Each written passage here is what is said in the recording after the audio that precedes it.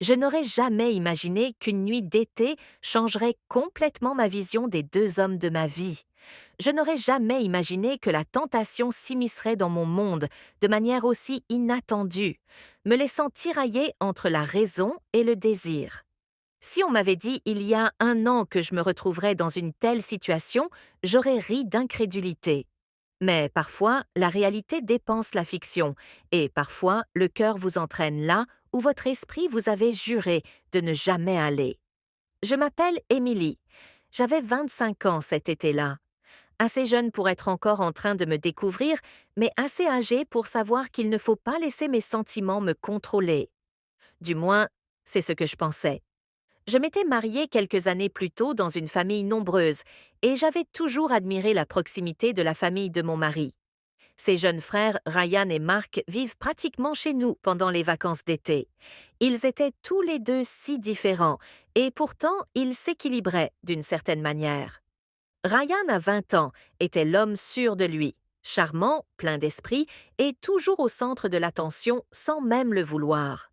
Mark, le plus jeune à 20 ans, était l'observateur discret, celui qui remarquait les détails que les autres ignoraient, celui qui pouvait en dire plus avec son regard que la plupart des gens avec 1000 mots. Cet été-là, mon mari avait été envoyé en mission professionnelle pour 3 mois. Il a insisté pour que je ne passe pas ces longues semaines tranquilles seule. Alors Ryan et Mark ont proposé de rester à la maison avec moi. Au début, cela semblait n'être qu'un geste de gentillesse. Après tout, nous étions une famille. Mais au fil des jours, l'atmosphère de la maison a commencé à changer d'une manière que je n'aurais jamais imaginée. Les premières nuits ont été assez simples. On préparait le dîner ensemble. On riait devant de vieux films et on essayait de se battre aux cartes. C'était innocent, juste 3 personnes qui passaient le temps. Mais avec le recul, je pense que c'est à ce moment-là que la frontière a commencé à s'estomper. Je l'ai remarqué chez Ryan en premier. La façon dont ses blagues semblaient un peu trop proches de la flatterie. Son sourire contenait quelque chose qu'il n'osait pas dire à voix haute. Avec Marc, c'était différent. Ses yeux me trouvaient de l'autre côté de la pièce, et il y avait une douceur dans ses yeux qui me serrait la poitrine. Je me disais que c'était mon imagination, que je me sentais seule sans mon mari, que j'avais simplement besoin d'attention. Mais le déni un temps. Un soir, après une longue journée d'ennui, Ryan a proposé de jouer à un jeu. Il avait ce sourire malicieux qui me mettait toujours sur mes gardes. Action ou vérité, a-t-il dit en riant. J'ai levé les yeux au ciel. Au début, nous n'étions plus des enfants, mais son insistance et le léger hochement de tête de Marc ont fini par me convaincre. J'ai commencé par des questions légères et idiotes, des défis anodins. Mais au fil de la soirée, quelque chose a changé. Ryan m'a mise au défi de m'asseoir à côté de Marc plutôt que de l'autre côté du canapé. J'ai ri, mais je l'ai fait quand même. Dès que je me suis assise, j'ai senti la chaleur irradier de lui, son bras effleurant le mien de temps en temps. Mon pouls s'est accéléré d'une manière inattendue. Puis ce fut le tour de Marc. Il avait l'air nerveux, hésitant.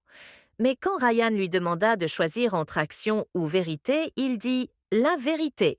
Ryan esquissa un sourire malicieux. « Qui était ton premier BG ?» demanda-t-il et hésita.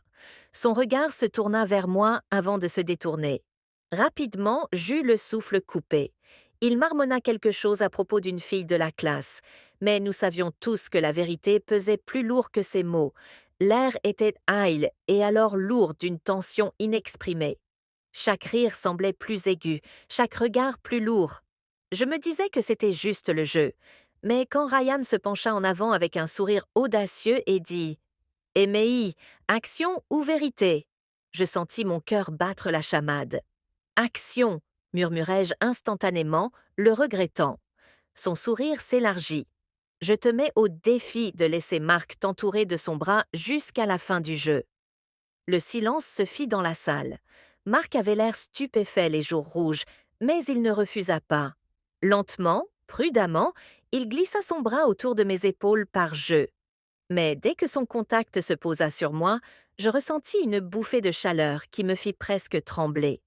On a ri, mais au fond, quelque chose avait changé. À la fin du match, personne n'a dit grand-chose. Ryan a disparu dans la cuisine, nous laissant Marc et moi assis bien trop près l'un de l'autre. Son bras était toujours autour de moi, et quand j'ai levé les yeux vers lui, son regardait le mien avec une intensité que je n'avais jamais vue auparavant. On dirait